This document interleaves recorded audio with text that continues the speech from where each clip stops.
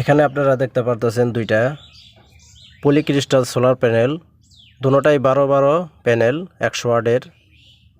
এই প্যানেলগুলা আমি আজকে আপনাদের দেখাবো কিভাবে 24 ভোল্ট করে 24 ভোল্টের ব্যাটারিতে কানেক্ট করবেন, কিভাবে ব্যাটারি 24 ভোল্ট করে, কিভাবে সোলার প্যানেল 24 ভোল্ট করে কন্ট্রোলার সাথে কিভাবে সেট করবেন। পুরো প্রসেসটা আপনাদের খুব সহজভাবে দেখিয়ে দেব, যাতে আপনাদের বুঝতে সহজ হয়। চলুন তাহলে দেখা যাক কিভাবে আমি 24 ভোল্টে কানেক্ট করি। এখানে আপনারা দেখতে পারতেছেন আমি দুইটা প্যানেলকে উল্টিয়ে নিছি আর কলম দিয়ে বড় বড় করে প্লাস মাইনাস লিখে দিছি যাতে বুঝতে সহজ হয়। এখন দুই সোলার প্যানেলের একটার প্লাস আর একটার মাইনাস, দুই তার আমি সিরিজ কানেক্ট করে দেব। এটা হলো মাইনাস তার, এই পাশে আপনারা দেখতে পারতেছেন, আর এটা হলো প্লাস তার। এই দুই তার আমি একসাথে জোড়া লাগিয়ে দেব। তাহলে কি হবে, দুইটা প্যানেল থেকে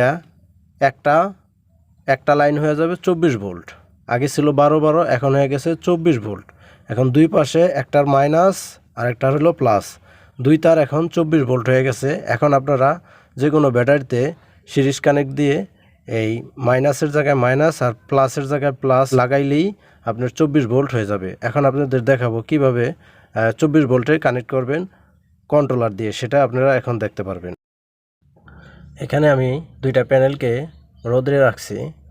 দুই প্যানেল থেকে আমি সিরিজ কানেক্ট করে 24 ভোল্টের লাইন এক তারে নিয়ে আসছি। এখন আমি কিভাবে ব্যাটারিতে কানেক্ট করি সেটা আপনাদের দেখাবো।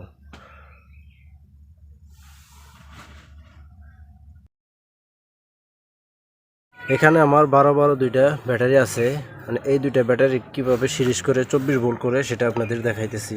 এর জন্য প্রয়োজন হবে এক টুকরা তার, এরকম এক টুকরা তার।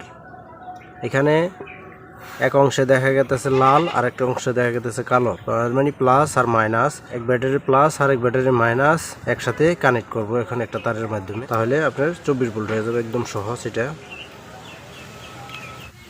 এখন মাইনাসের সাথে আমি লাগিয়ে দিলাম। এখানে 24 ভোল্ট হয়ে গেছে। তো এইভাবে আপনারা সিরিজ কানেক্ট করে নেবেন, তাহলে 24 ভোল্ট হয়ে যাবে। এখান থেকে আপনারা এখন 24 ভোল্টের লাইন নিয়ে ব্যবহার করতে পারবেন। তাছাড়া আপনারা এখন কিভাবে কন্ট্রোলের লাইন কানেক্ট করবেন সেটা এখন দেখাবো। এর প্রথম দুইটা লাইন দেখতেছেন, এই দুইটা হলো আপনার প্লাস মাইনাস সোলার প্যানেলের লাইন, দ্বিতীয়টা হলো ব্যাটারি লাইন, তৃতীয়টা হলো আউটপুটের লাইন। তা কিভাবে কানেক্ট করে সেটা আমি দেখাইতেছি। এটা হলো প্লাস প্রথমটা, দ্বিতীয়টা হলো মাইনাস। এটা হলো আমার সোলারের লাইন। এই লাইন দুইটা আমি প্লাসের সাথে প্লাস দিলাম, এটা 24 ভোল্টের লাইন। মাইনাসের সাথে মাইনাসটা দিয়ে দিলাম। তাহলে প্যানেলের কানেকশন দেওয়া শেষ। এখন ব্যাটারি কানেকশন দেব। ব্যাটারি কানেকশনে প্লাসের সাথে প্লাসই দিতে হবে, মাইনাসের সাথে মাইনাসই লাগাতে হবে।